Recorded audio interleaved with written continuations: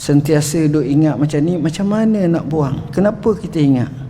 Kerana kita sentiasa digoda oleh kemewahan-kemewahan, oleh syaitan, oleh nafsu dan sebagainya. Yang kedua, am kaifa yarhalu ila Allah wa huwa mukabbalun bi syahawati.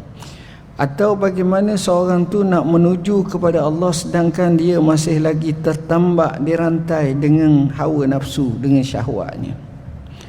Orang yang tinggi syahwatnya, yang sentiasa mempunyai hal seperti itu, macam mana dia nak menuju kepada Allah? Dia tak boleh, tuan-tuan. Dia tak boleh. Tuan-tuan tanyalah kaki-kaki maksiat wal'iyazabillah. Dia tak boleh nak pergi ke masjid. Bahkan kalau kita ajak sekali pun, dia akan mengalasankan dengan macam-macam alasan. Kata, kau pergilah kerana kau ni ahli dunia, kau ni ahli akhirat, kami ni ahli dunia.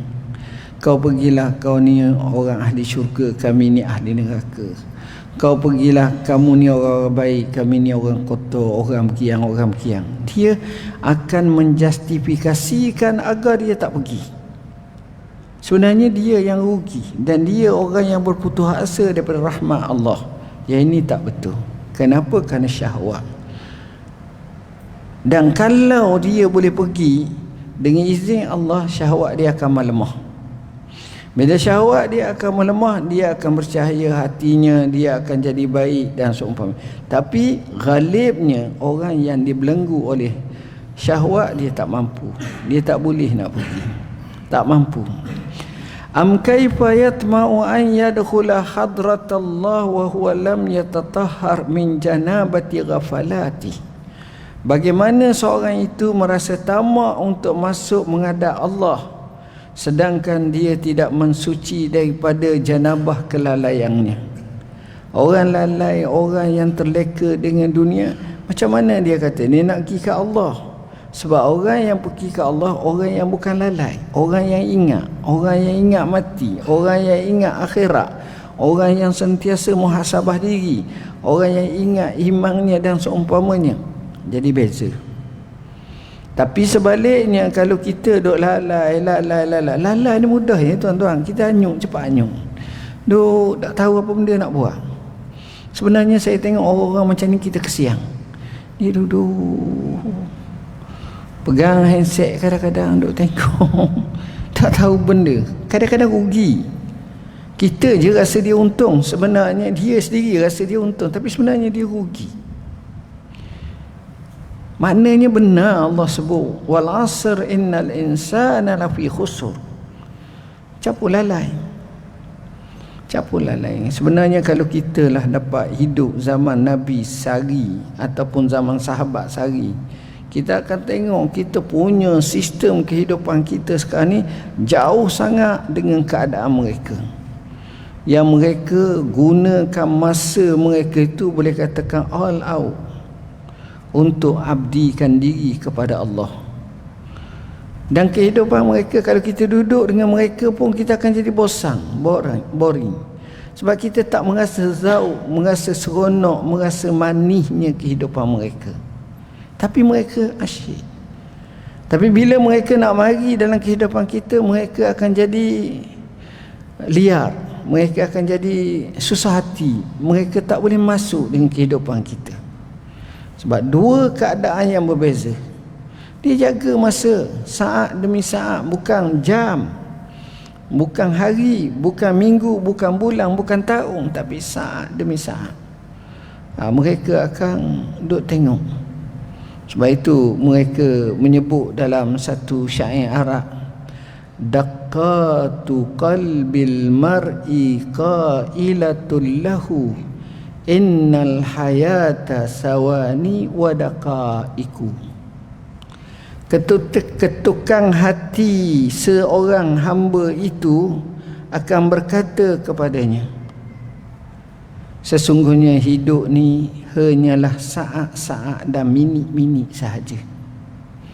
Nisbah tak lama. Nak lama macam mana tuan-tuan? Yang kita duduk dalam kubur tu, belum kita lahir lagi. Lepas sekarang duduk dalam kubur. Tu lamanya hak dah kubur. Duduk atas muka bumi berapa tahun je. Siapa dia? Dia sebut saya umur 88. Oh lama Syekh kau. Tapi berapa ramai orang mati umur 40 sekarang, umur 50, kadang-kadang 30, 20, 25, 10, 5. Banyak tuan-tuan. Tuan-tuan pergi kat hospital je, tiap-tiap hari ada orang mati. Hak sihat pun mati, hak sakit lagi lah mati. Tak ada masalah.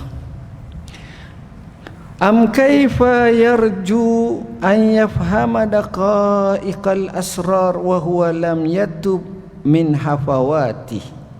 Atau bagaimana seorang itu boleh nak memohon kefahaman, memahami segala bentuk kerahsiaan, padahal dia belum bertaubat daripada segala kekeliruannya. Dia kata dia nak faham ni, tapi dia sendiri pun tak taubat. Kadang-kadang kita memikir seorang tuan-tuan, sebenarnya dalam hidup ni apa benda kita nak? Kalau bahasa kita pimpin, kita akan sebut, ni saya cakap biasa. Okey, saya nak kaya. Tapi kaya tu subjektif. Bagi orang apa-apa kedana, 10,000 pun kaya dah. Bagi orang yang berada sikit, 100,000 pun kaya. Bagi orang kemah lagi, 1 juta pun kaya. Bagi orang yang hebat, 1 juta tak ada apa satu, celah gigi kata dia. 10 juta okey. Bagi orang yang hebat, 1 B baru kaya. Bagi orang yang hebat tak, nak 5 B, 5 bilion gitu. Jadi tak sama. Hak ni macam ni, hak ni dia tak sama. Cuma dalam bab-bab ni akhirnya kita tak tahu. Sebab bila kaya ni apa mana nak kereta, nak rumah, nak tanah, nak apa, untuk apa? Rasa puas, rasa boleh bersendiri, boleh duduk, boleh berdiam. Tapi tak selesai. Tak selesai. Sebab benda tu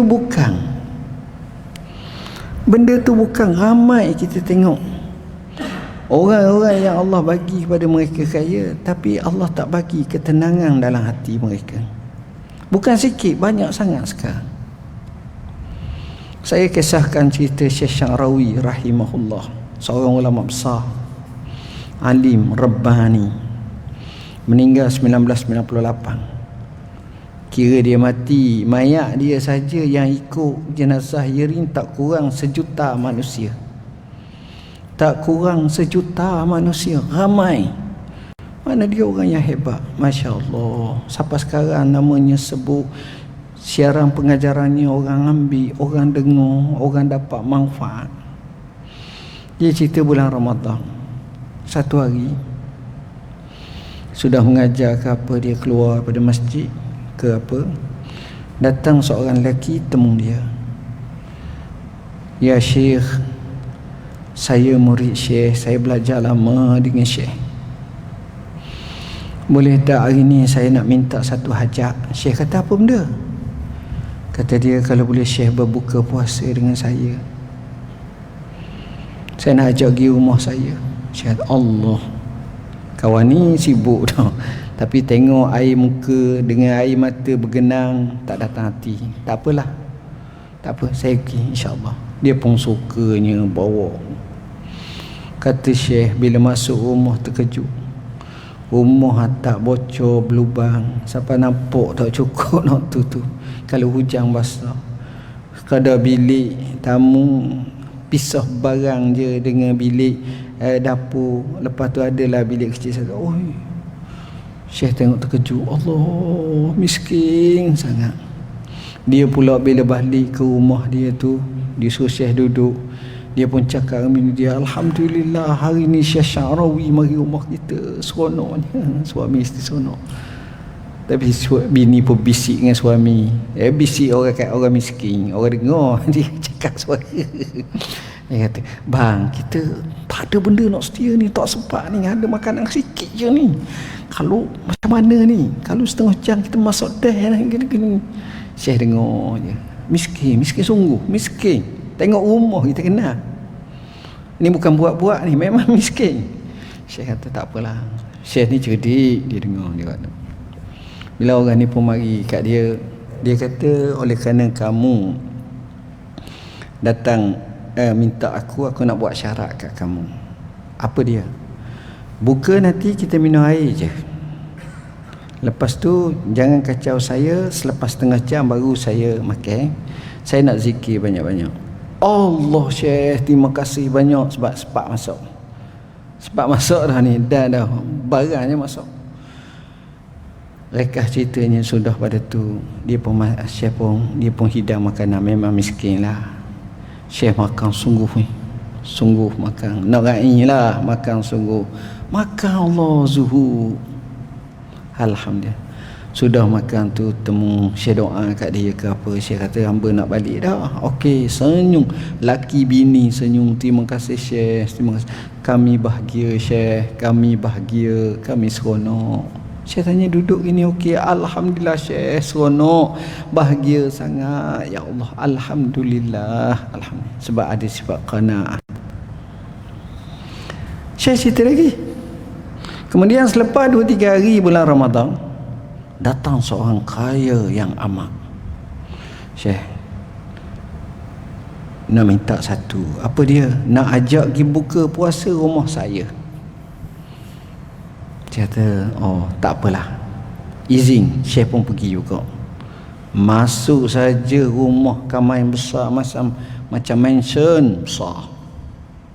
Depan tu kolam renang, ya Allah, luahnya. Boleh berapa orang boleh menang? 100. Luah comel kolam renang. Tan Mang pun comel. Sampai masa makan. Makan apa benda tak ada. Ni 2 darjat ni. Makanan sedap, mewah, banyak ni. Puas hati. Tapi orang ni bila ada masa luar dengan Syekh, dia pun bercakap, Syekh, saya tak bahagia Syekh. Saya serabut, saya susah hati. Kalau boleh nak bunuh diri, biar matilah. Bukan nak suruh orang lain mati, dia mati. Tak tahan. Susah Syekh. Saya pun tak tahulah macam mana. Ni. Ini dia tuan-tuan. Cerita nak bunuh diri, nak sedih, tak puas hati, letih. Yang orang miskin apa kedana tu bahagia. Yang ni tak ada. Nak kata makan tak sedap semua. Syekh kata aku pun heran. Seorang yang dalam keadaan bahagia, seorang dalam keadaan macam ni, macam mana ni? 2 darjat. Ni lain. Sepatutnya logik akal kita, hak apa kedana tu susah. Hak kaya tu senang akan bahagia. Tengok Tuhan tak bagi. Bukan Tuhan tak bagi, masalah tak cari, masalah style hidup, masalah tak nak dekat dengan agama, dan so macam-macam lah alasan. 2 keadaan berbeza. Yang ni begini, yang ni begini. Allah, tu bahagia. Hak ni puas hidup, hak ni tak puas hidup, tapi nak mati je. Hak ni tak ada apa. Kenapa tuan-tuan? Ni dalaman. Dalam hati kita ni memang suka, tapi itulah manis. Hati kita itu maknanya sebagaimana himpunan daripada hikmah yang kita bincang ni. Nombor 1, kita nak hati kita biar bersinar dengan sinaran ilahi, taufik hidayah daripadanya. Nombor 2, kita nak kembali kepada Allah. Itulah hakikat sebenar. Bila orang dah dalam perjalanan sibuk ke apa satu ni, boleh kembali kepada Allah, dia akan dapat puncak kebahagiaan, keseronokan. Kembali kepada Allah. Macam mana kembali kepada Allah? Tengok. Dia boleh kembali kepada Allah dengan amalan, dengan ini, dengan rasa ni. Ada orang tu tuan-tuan tengok dia sibuk yang amat sangat. Selepas dia pencen, dia tinggal semua, dia datang ke masjid, dia duduk, dia semayang, dia banyak zikir, dia datang masjid. Akhirnya selepas seminggu, selepas sebulan, 2 bulan, dia kata saya baru rasa seronok dalam hidup, terasa dekat dengan Tuhan. Selama ni dia semayang tak? Semayang, tapi tak terasa benda tu. Sekarang baru terasa. Kemudian masuk ke hadratnya.